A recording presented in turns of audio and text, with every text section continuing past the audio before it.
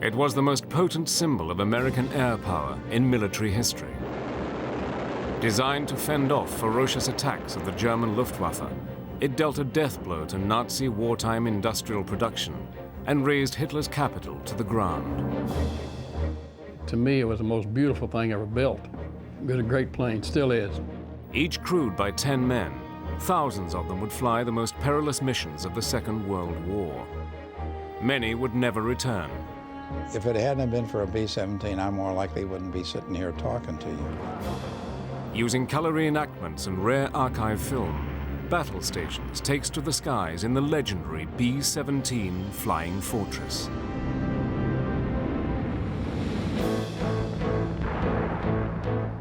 (1918).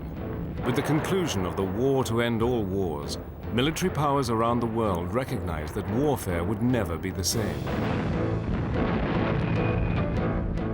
Military thinking moved away from the stalemate of trench warfare and focused on the use of the new wonder weapons, aircraft. It had become apparent that bombers would prove decisive in any future conflict. The bomber, it was believed, would always get through. In the 1930s, this bomber doctrine gathered real momentum. Attention now turned to modernizing America's obsolescent Air Corps. Modern bombers were needed to replace the fabric and wooden aircraft of the last war. On August 8, 1934, the US Army Air Corps issued a circular proposal that called for a bomber with a maximum speed of 250 miles per hour. It must operate at 10,000 feet and have a range of 2,000 miles. Designs would be company-funded and submitted for testing within the year. The victor would win a production run of 220 aircraft. Teetering on the brink of bankruptcy, the Boeing Aircraft Company leapt at the challenge. In a bold move, Boeing, under the visionary leadership of Edward C. Wells, committed most of its capital and manpower to the project they called Model 299. It was a fantastic gamble. In August 1934, Boeing began building a radical, all-metal, four-engined aircraft. It had beautiful lines. It was a low-wing airplane. It had all the turrets were attractive. It was just a nice-looking airplane. And Boeing has always been noted for making beautiful airplanes. Boeing's new plane would be fitted with an array of machine guns and an internal weapons bay. It was a bold design, one that far exceeded the requirements of the proposal.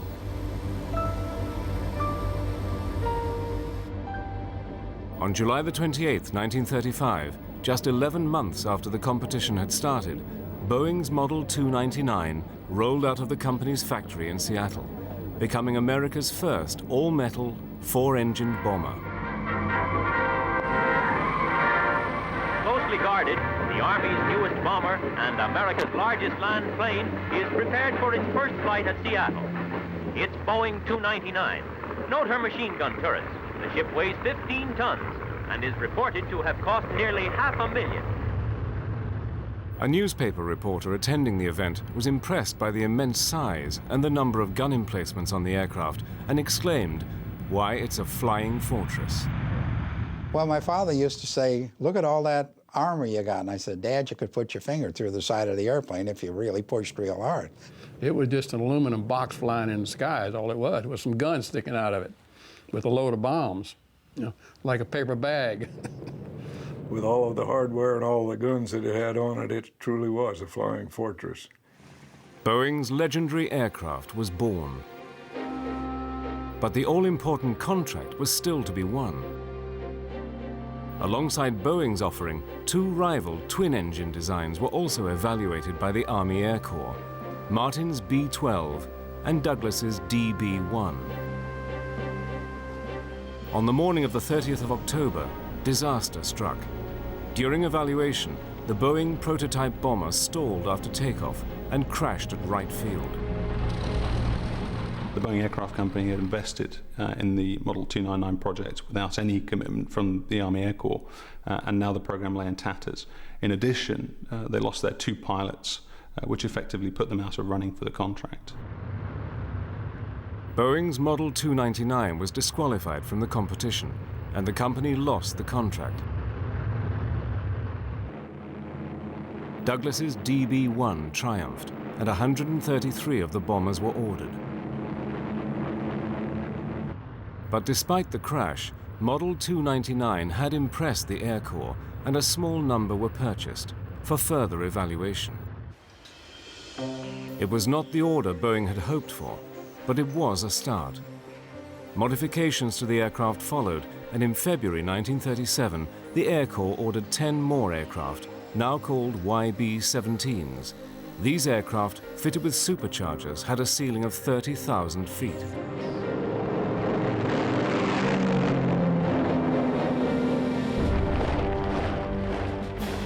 But in the dark days of September 1939, as Europe descended into war, Douglas's bombers were taking too long to get off the production lines and were proving underpowered. Boeing's B-17 was the only operational heavy bomber in the United States, but the Air Corps owned just 30. New YB-17s would now be fitted with power-operated turrets above and below the fuselage, and 2 more sets of twin guns were added to the tail and radio operators' positions. By March 1941, B-17s were being transformed from an advanced prototype to a full-powered super-bomber ready for war. Under the terms of its Lend-Lease agreements, America sent 20 of these Fortress YB-17s to Britain's Royal Air Force. But the B-17's first delivery flight ended in disaster. At high altitude over the skies of England, the bomber experienced a power failure and crashed. It was an inauspicious start. But despite its problems, on the 8th of July 1941, 2 Fortress 1s belonging to the RAF bombed Wilhelmshaven in Germany. Wilhelmshaven, the main target, is a #1 target, for it's a major naval base and a great shipbuilding center. This first mission also ended in disaster. At high altitude, all of the guns froze, and the bombs were dropped wide of the target. Later, 8 Fortress 1s were shot down. It looked as though the B-17 would go down in history as a failure. The British experience of the Fortress 1 was a resounding failure. The aircraft was found to suffer from a number of mechanical failures. The guns froze when at high altitude. It lacked defensive armament to fight off a determined attack by the enemy. And it was also difficult to put ordnance on target from that high. The RAF therefore concluded that the best thing would be to increase its defensive armament, use it in greater numbers for protective purposes, and also to use it at lower altitudes. Now the RAF immediately pulled the Fortress from European combat and promptly reassigned it to the Middle East. As war intensified in Europe and diplomatic relations between the USA and Japan deteriorated, America moved its YB-17s to bases in the Pacific. On the 7th of December 1941, as a flight of unarmed YB-17s arrived at Hickam Field, Hawaii, Japan ended America's isolationism.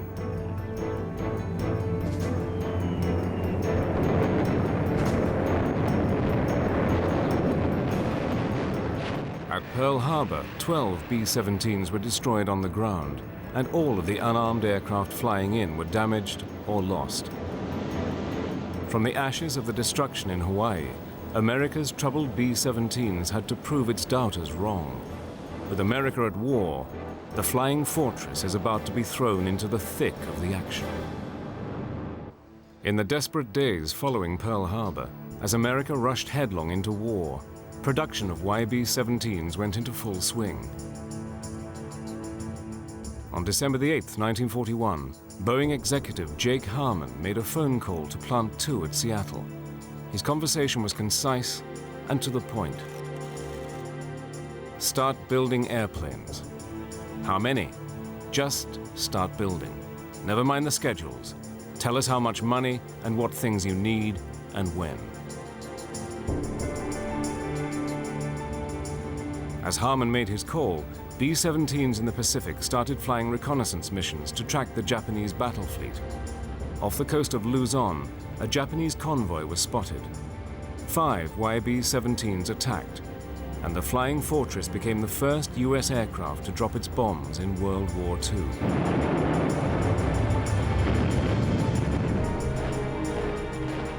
But it was in Europe that the Fortress would become a legend. By early 1942, in accordance with the Allied Europe First policy, Major General Carl Spaatz suggested that the 8th Air Force be designated the core of the Army Air Forces in Britain. Now America prepared to send its new heavies to frontline units in England.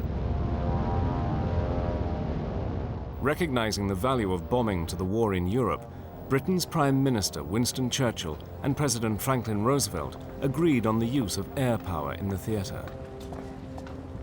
Churchill and Roosevelt both unequivocally endorsed strategic bombing. In January 1943, they had called for the unconditional surrender of Germany and Japan, and they saw strategic bombing as the overwhelming force that would quickly end the war. By destroying the German industrial complex and demoralizing its civilian population, they reasoned that they could grind to a halt Hitler's war machine. Early in 1942, Allied command identified special targets to be given absolute priority. Submarine construction facilities, aircraft factories, ball-bearing production plants, and oil refineries were at the top of the list.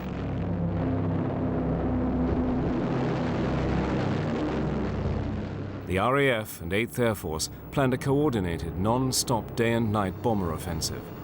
From then on, B-17s would operate by day in full view of the German Luftwaffe. Flying a B-17 in combat without a fighter escort was pretty close to being suicidal. It wasn't until they learned the lesson the hard way that you can't fly these airplanes. They were just not well protected because the enemy that we were contending with was highly sophisticated, good weapons, and good airplanes. On August the 17th, 1942, the US launched its first raid of the war in Europe. With no fighter cover, the B-17s made the attack on their own. At 1526 hours, the first daylight mission from a base in England was launched. Strategic air power was born.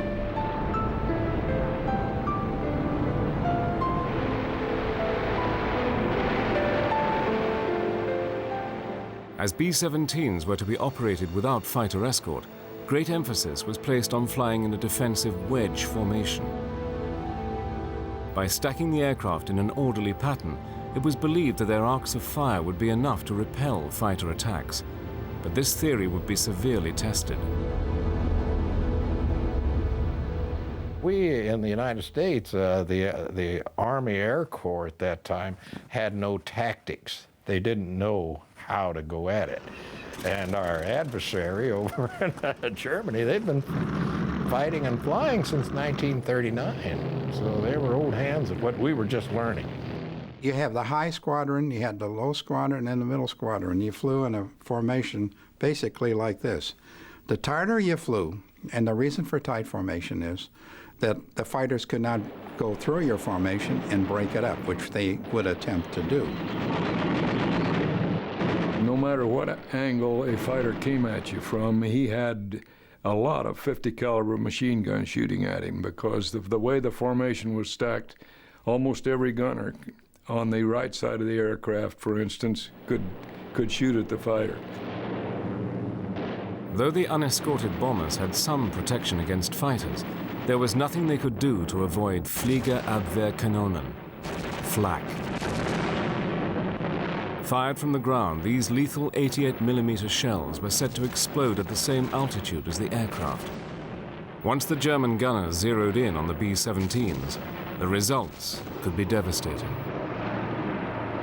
I always thought that flak was more dangerous than fighters were, because you could see a fighter coming and you could shoot back, but you never knew when you might get hit by the flak shell, and there was lots of it. They used to say the flak smoke was so thick you could walk on it up there, and it was almost true. Well, anti-aircraft is like going down a bumpy road with a car with no shock absorbers on it, and every time the thing would go off, you'd be jump up and down. I mean, you're going this way, you're going right, you're going left, you're going up and down. In January 1943, Churchill and Roosevelt met at the Casablanca Conference and agreed policy on the strategic bombing campaign. In what became known as the Casablanca Directive, the 8th Air Force was given the responsibility to ensure the progressive destruction and dislocation of the German military, industrial, and economic system. But flying unescorted in daylight hours posed a real threat to the bombers' crews. Flying at a mere 200 miles per hour, the B-17s were sitting ducks for the German Luftwaffe.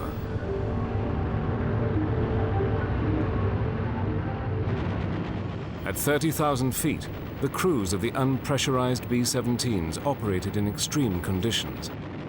Encumbered by bulky clothing, engaging an enemy fighter was no easy task. It's 55 below zero up there, and even though we had heaters in the cockpit, the poor gunners back in the rear, they had no heat. And even though they wore heated suits, some of them, and wore a lot of clothing, it was still very cold back there, and frostbite was a problem for them. The biggest thing, people don't realize, people sweat at 45 degrees below zero. You sit there sweating. Maybe it was fair sweat, I don't know. The crews had good reason to be fearful, as German pilots identified a weakness in the aircraft's defenses. A frontal attack, concentrating on the nose with its minimal armor, was the best way to down a heavy. Well, when we first got there, they'd make most of their attacks from the tail. And that didn't bother the pilots because we couldn't see them. Then, about halfway through, when they switched to the head-on stuff, and it wasn't just one plane coming head-on, it was a whole flight, like 4 to 6 planes coming in. They had more guts than Dick Tracy, I'll tell you. It amazed me that one of these guys could take a ME-109 and fly right through the middle of your group. You knew that they were showing off. They were trying to scare the heck out of you, and they were doing it. The head-on attacks by the German airplanes would shoot out the people in the nose. It was a vulnerable position. They would get the pilots, or get the bombardier, or get the navigator. In April 1943, during an attack on a Fokker-Wulf plant at Bremen, 16 B-17s were destroyed, the heaviest loss rate to date. But for the 8th Air Force, things were about to go from bad to worse. On August the 17th, American forces planned to attack the ball bearing factories at Schweinfurt. The factories at Schweinfurt produce 52% of the total number of anti-friction bearings manufactured in Germany. This concentration of critical production capacity caused the Allied chiefs of staff to assign a top priority to the target. The Germans, of course, were determined to defend the place because it was important. And so they put every fighter up that they could get a hold of, I guess. And they did some real bad damage to the 8th Air Force that day. Of the 211 fortresses dispatched on the raid, 60 were lost, over a quarter of the attacking force. The attrition rate in crewmen on B-17s was extremely high. And in the early days, your chance of survival is 1 in 3. That's a sobering experience to know that you have to fly 25 missions and your chance of survival was just almost nil.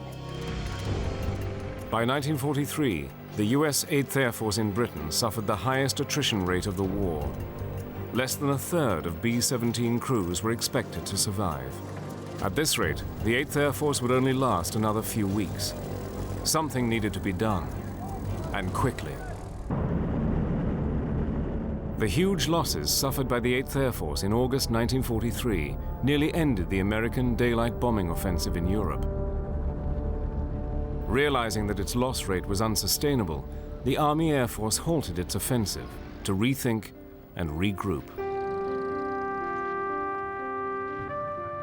For the crews of the B-17s, it was an opportunity to familiarize themselves with the aircraft and form bonds that would last a lifetime. There's 10 men in the crew, 4 officers, a pilot and a co-pilot, the navigator and the bombardier. They were officers. All the rest were enlisted men. Each man had his own battle station on the aircraft. The navigator and the bombardier were in the nose of the aircraft. And you call through a hatch, and then you go up into the pilot's compartment. Here, the pilot, co-pilot, and flight engineer had their stations. Quite naturally, the pilot and co-pilot were real buddies, because they had to look at each other side by side, and they had to make sure that all of these buttons were punched and all of this electrical and all this hydraulics was functioning and everything. So they were very, very close. They needed to be. And then the engineer, when he wasn't manning his turret, would stand between the pilot and co-pilot and read off airspeed indicators and that kind of stuff. Behind the cockpit, in his own room, was the radio operator. He had a little space in there. It's kind of like a room, and he had all his radios and everything set up there. Further back, behind the radio operator, the ball turret gunner had a slightly smaller room, all of his own. Well, if you ever open a can of sardines, you know how it looks. It's all full. The ball turret was that way. I wouldn't get in that ball turret if they gave me the airplane. I don't know how else to put it. The guys that got in there, I think, deserved a medal just for doing it. Behind the ball, in the largest compartment of the fortress, the 2 waist gunners kept up a constant vigil for enemy fighters. And then you had your tail gunner. That added up to your 10 people. I depend on you, you're the pilot, you depend on me because I'm a gunner, and et cetera, et cetera, et cetera. Each position has a responsibility to the other guys. It was a very close-knit little family. I mean, everybody had to do their job. Everybody depended upon the other guy to do his job. If somebody failed to do his job, something could go wrong. In picturesque rural England, surrounded by friendly civilians, the young American airmen of the 8th Air Force adjusted to life on the front line. Many would not survive the war, but in the tranquil surroundings of the English countryside, there were plenty of opportunities to make the most of their tour. Well, to say the least, coming from a big city like Chicago, there was like a culture shock. Of course, we had to buy a bicycle. It's the only way we could get around over there. And without their help, we couldn't even have found a place to buy a bicycle. And there was no shortage of American money. The shortage was in finding something to buy to spend our money. You usually got yourself a bicycle as soon as you got over there. And we would ride that 7 miles into Oundle in the evening and hit the pub and have a few pints of mild and bitter or nut brown or whatever, and fraternize with the Brits. One of the expressions they used was the only problem with the Yanks was they were oversexed and overpaid and over there. And we heard this once in a while. We were doing the same thing their guys were doing. And the kids got close to us because they'd be coming looking for gum chew, looking for candy, because you had no sugar. You had nothing like that. And we're not a heck of a lot older than some of those kids. Maybe they were 6 or 7 years old, and we were 19 or 20 years old. We're kind of like their big brothers. A tour of duty in England was 25 missions, but with an average life expectancy of just 14 missions for a B-17 crew in the European theater, many would not survive. We had to fly 25 missions, and they told us, okay, all you have to do is fly 25 missions, you go back to the States. Right now, we're currently running a 4% attrition rate. 4 times 25 is no go, you know? But that's how bad it was. Studies carried out in 1943 show all too clearly that about half of the B-17s lost in combat had left the safety of the formation. The conclusion was that a B-17 on its own stood little chance of survival. In 1944, efforts were made to revise the standard bomber combat formation, and a new 36-plane formation was devised. 3 clusters, each consisting of 12 B-17s, replaced the existing 18-strong grouping. Flying in a V-shaped echelon, the aircraft were packed tightly together in the sky. Never before could the massed ranks of the B-17s concentrate firepower with such accuracy and volume. But flying so close together provided new dangers. When you're flying very tight formation and a plane within the formation, let's say got a direct hit and the thing blew up, he'd take quite a few other airplanes with it, and that did happen. What you were supposed to do was to back off a little bit and not fly so close, unless you were under fighter attack. Now, if you were under fighter attack, well, then you were supposed to really get up there close and get a concentrated firepower. In the busy skies over Europe, accidents could and did happen. I looked off to the left, and here were 2 B-17s that had collided. And we saw one cut the other one in half, and the tail go one way, the plane go another way, and the other plane go to the right. And we looked out, saw these fellows falling out of the waist with no parachutes. The sad thing that happened was that the tail gunner bailed out, and he did not have his chute hooked to the harness when he bailed out. It was a chest chute. He just had it in his hand, and the slipstream tore it away from him. So he had 27,000 feet to fall with no support. My thought was he had plenty of time to say his prayers before he hit.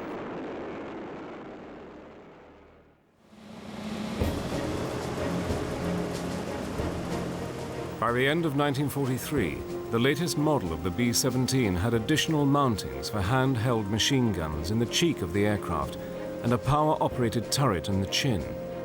This G model was the last and most extensively produced version of the Fortress, boasting a total armament of 13 50 caliber machine guns, transforming the B-17 from a tough bomber to a true fortress.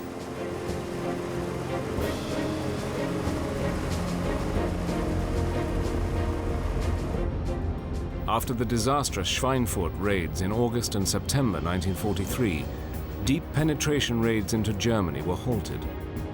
The arrival of the P-51 Mustang, a single-seat long-range fighter, meant that the fortresses would at last have the additional protection they so badly needed.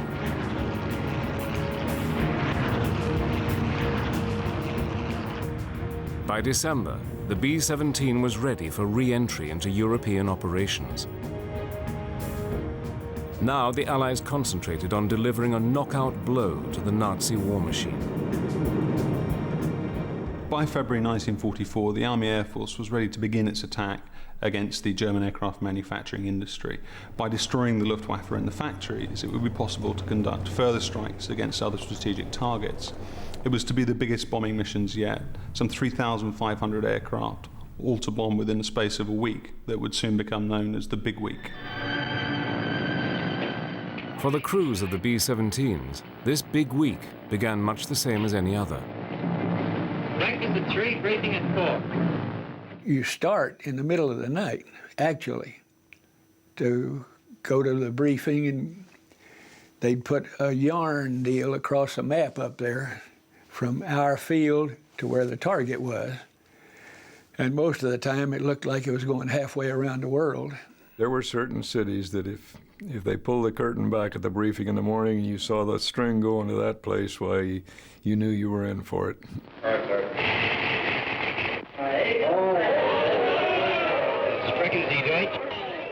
When they pulled that curtain back up there to show you where you were going, you should have heard the moaning and groaning from all the crews that were out there listening. The cost of the big week was heavy. 244 bombers and 33 fighter planes were lost. 2,600 men were killed or wounded in just 7 days. It was living hell. It was bad going in there and coming back. That's the most flak I ever saw in one place. That was the heaviest defense I have ever seen in my life. These raids played a crucial role in helping to reduce the overall strength of the Luftwaffe, paving the way for D-Day. During the offensive, the back of the Luftwaffe was broken. Now the B-17 crews could turn their attention to the most perilous bombing mission of them all, Berlin.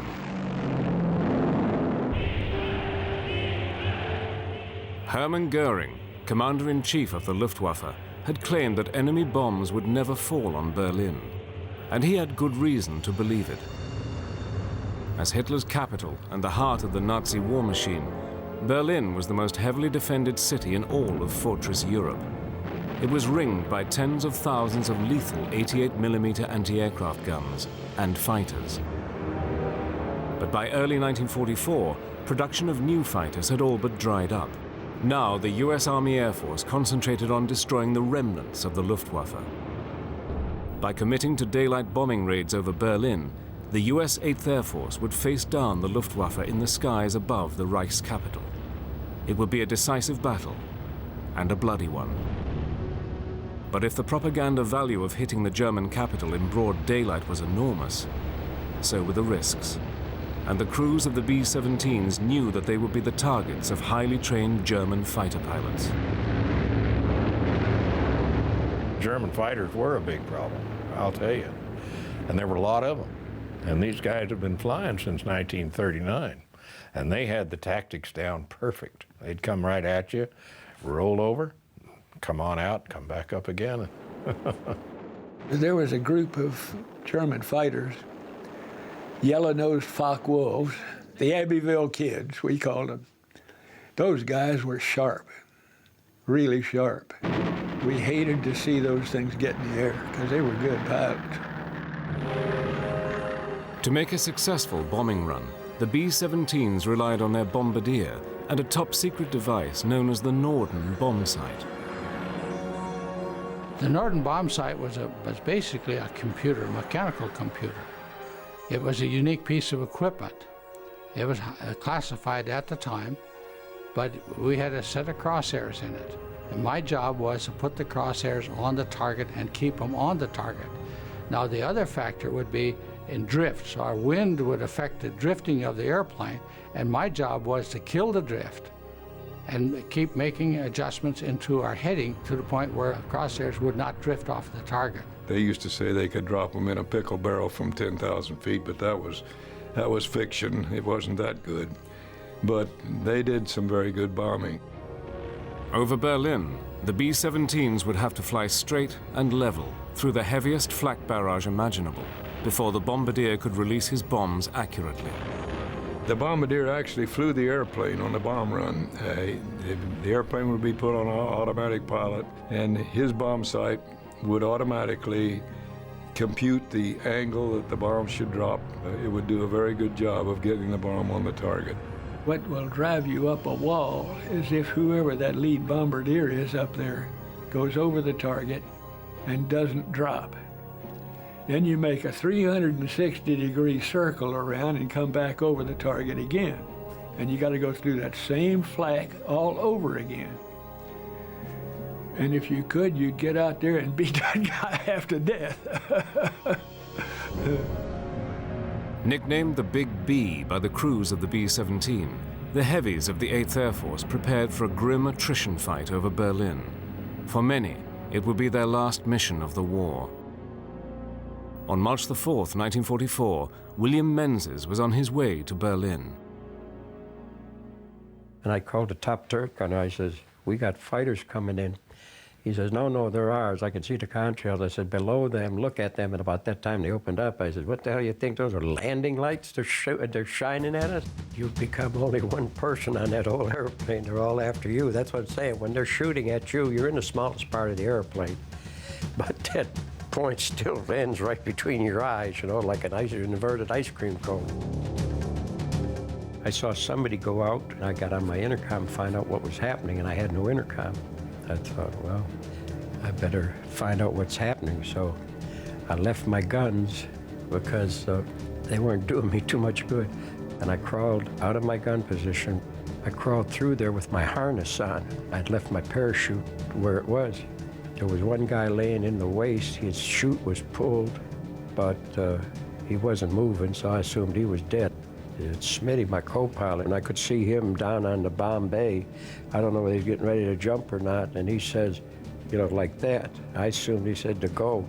Well, I couldn't go. My chute was back in the tail, so I turned around, I crawled back, and as I was crawling back in, I hooked my harness on something, and I backed up. I couldn't get off of it.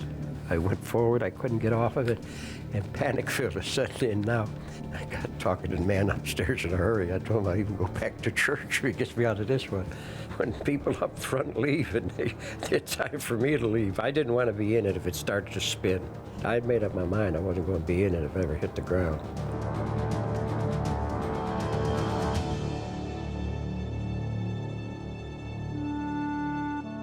William Menzies parachuted safely away from the aircraft, but was captured. For him, the war was over. On March the 4th, 1944, the B-17s pounded a suburb of Berlin, and 2 days later revisited the city. But this second raid was costly. 69 bombers were shot down over the city, the largest loss of heavies the 8th Air Force had suffered on a single raid. But the men of the 8th had fought hard. 160 German fighters were destroyed, and Berlin was in flames. In the sustained and ruthless bombardment, Boeing's flying fortresses reduced almost 60% of the city to rubble, but the crews of the B-17s had little time for remorse. Our war was up there with the fighters where, you know what I'm saying? I'm not trying to make little of this. I'm just saying that's the way we looked at it. This was our war, 5 miles in the sky. Down in there, I didn't consider that people were dying. Out of the smoky haze of the Battle for Berlin emerged an icon of the American air war in Europe, the B-17 Flying Fortress. With Berlin in ruins and the Luftwaffe down to a mere token force, the B-17s and their crews were given a new target, one that would end the war in Europe once and for all.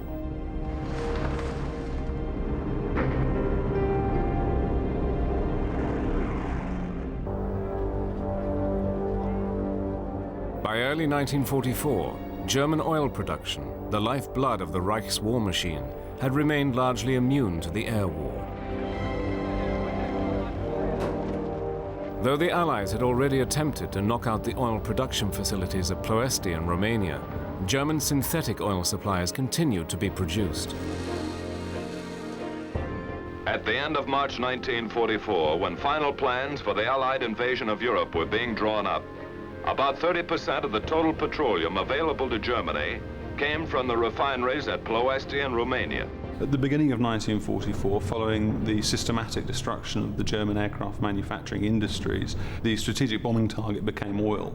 Oil and lubricants are the lifeline of any army, and the Army Air Force reasoned that by striking oil production sites, the enemy could be hampered in its ability to wage war.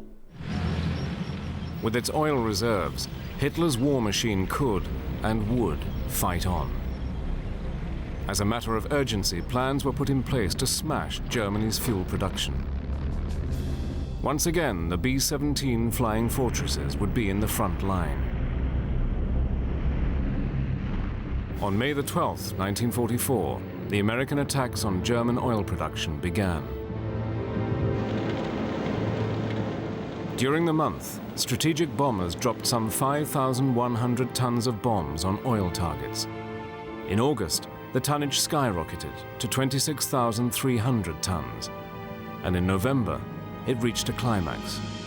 No less than 35,000 tons of heavy-duty explosives were dropped on crucial oil installations. But the offensive was taking its toll. In the first 3 months against these oil targets, the 8th lost 922 heavies, a staggering number. Another 10,000 men would never make it home. The defense of those targets was immense. If I recall, there was something on the order of 3,300 anti-aircraft guns around Leipzig at the end of the war. What happened with the Germans is they would pull all their anti-aircraft guns back in as they start losing territory. So the latter part of the war, it wasn't fighters that were your major opposition, it was anti-aircraft, because they had the concentration of those guns. And those 88s would come right there with us. By September, German fuel production was down to a quarter of its normal capacity. The remnants of the Luftwaffe were grounded, out of fuel, and became target practice for the B-17's escort fighters. Fighters returning from unchallenged escort missions were ordered to seek targets of opportunity. Since the enemy did not come up to fight, down they went to blast his planes and burn them in his airdromes. 500 enemy aircraft were being destroyed each week, many of them on the ground.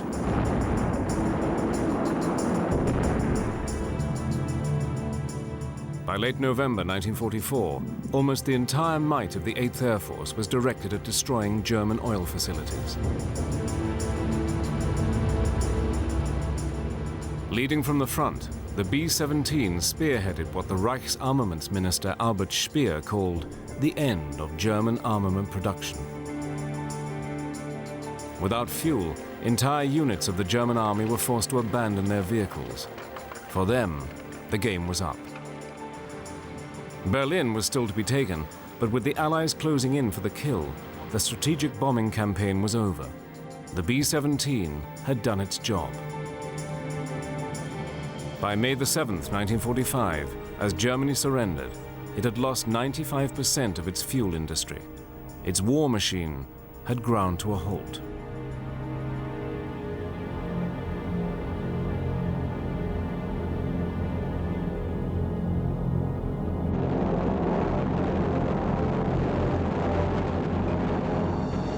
In just over 1,000 days of combat, the 8th Air Force had used up 99 million rounds of ammunition and destroyed 18,810 enemy aircraft. Of the 1.5 million tons of bombs dropped by all Allied aircraft in Europe, the B-17 Flying Fortress accounted for almost a third. The aeroplane that had crashed during testing back in 1937 and was almost never built had become a war winner and a legend in combat history. 17s came back with some of the most horrible damage you've ever seen, almost broken in two, some of them, but they'd get back and they'd land. They could take more punishment, I think, than any other bomber aircraft. Well, I think it was a wonderful airplane, and it took a heck of a lot of beating. And if it hadn't been for a B-17, I more likely wouldn't be sitting here talking to you, because it couldn't have been any other aircraft, and I more likely been dead. 12,000 B-17s were built. 250,000 men had flown them in Europe, and more than 46,500 American airmen had been killed or wounded. The B-17 Flying Fortress had lived up to its billing. Despite the losses, it had proved itself to be a durable and dependable aircraft, one that had extracted a high price in combat, helping to end German resistance in the Second World War. I don't think we could have won it without the B-17 or something by another name that did the same thing that a B-17 did. And there was no other plane at the time that could do that. Everyone that I've known that flew in a B-17 was just proud as punch about the unit in its entirety. It's a good engine, it's a good unit. It's a good plane. The epitaph, if there is one, it should be that this is the best airplane, bomber, that ever flew in World War II. My testimony.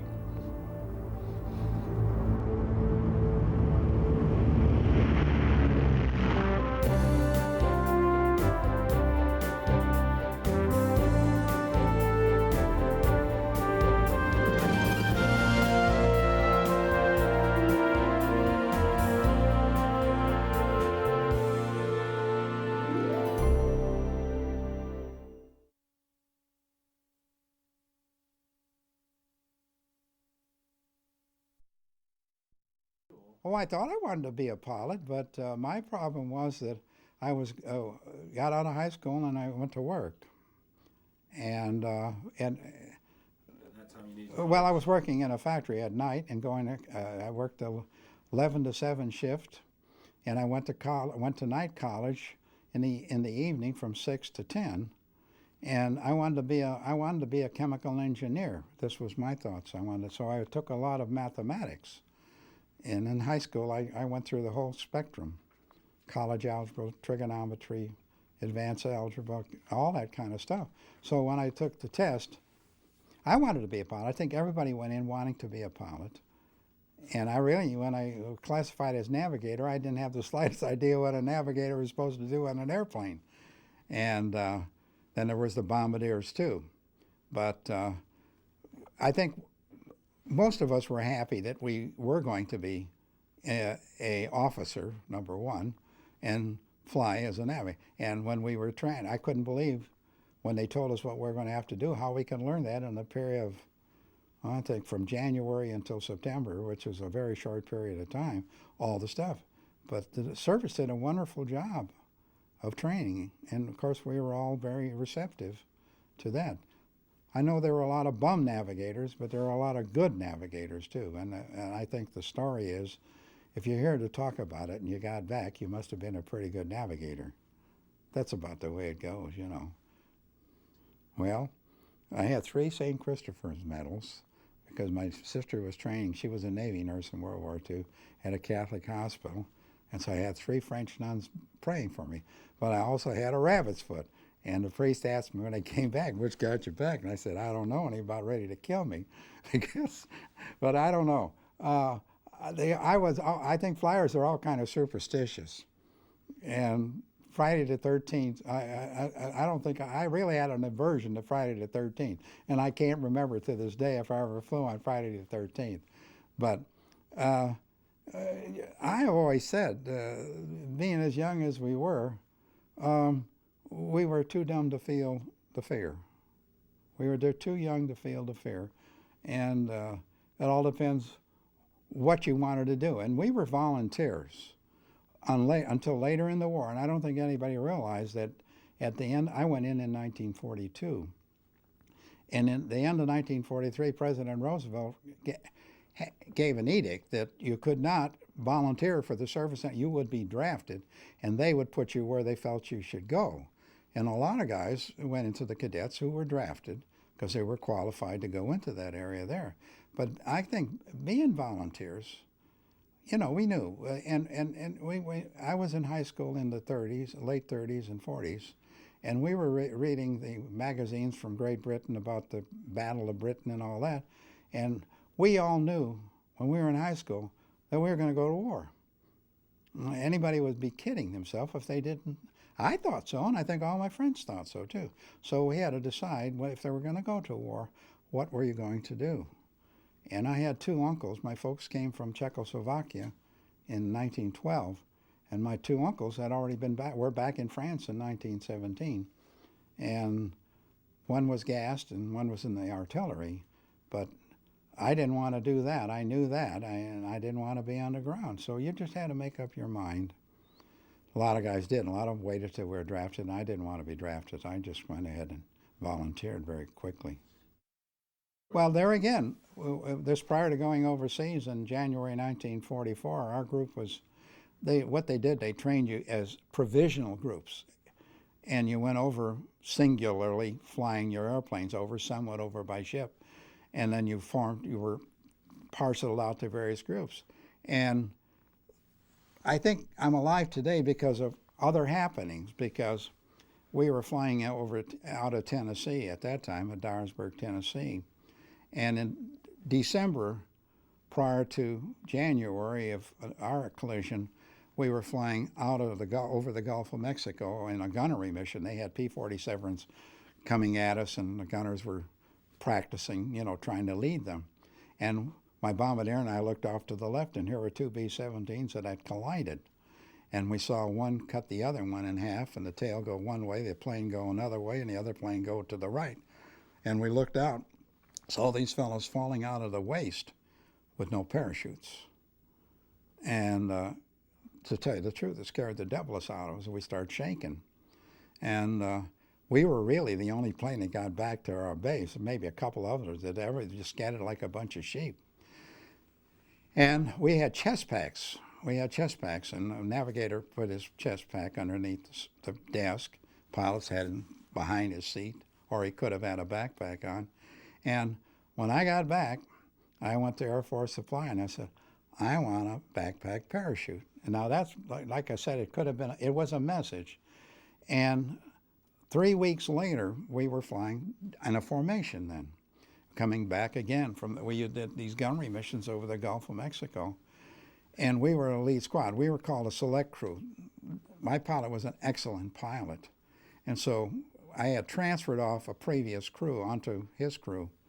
And we were leading the formation back from the Gulf back to Tennessee at about 19,000 feet. And the crew I had previously been on was flying to our left, on our left side.